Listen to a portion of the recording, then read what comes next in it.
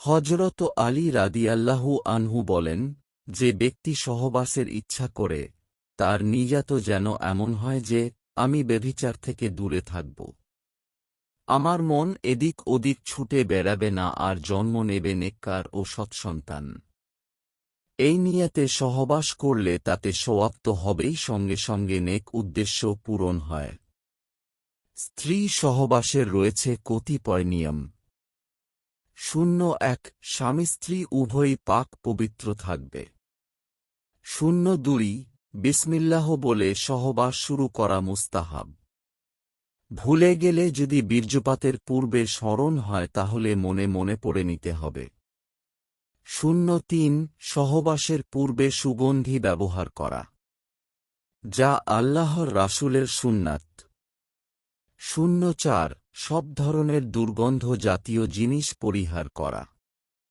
উল্লেখ্য যে, ধূমপান কিংবা অপরিচ্ছন্ন থাকার কারণে দুর্গন্ধ সৃষ্টি হয়, আর এতে কামভাব কমে যায়।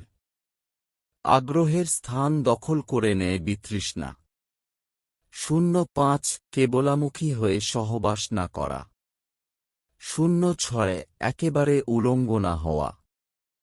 07 স্ত্রীকে পরিপূর্ণ তৃপ্তি দান করার পূর্বে বিচ্ছিন্ন না হওয়া। 08 বীর্যপাতের সময় মনে মনে নির্ধারিত দোয়া পড়া। কেননা যদি সে সহবাসে সন্তান জন্ম নেয় তাহলে সন্তান শয়তানের প্রভাব মুক্ত থাকবে। 09 স্ত্রীর হাইজ-নেফাসের ঋতুকালীন সময় সহবাস না করা।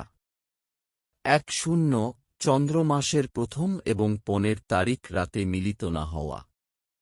11 স্ত্রীর জরাজুর দিকে চেয়ে সহবাস না করা। 12 বিদেশে বা সফরে যাওয়ার আগের রাতে স্ত্রী সহবাস না করা।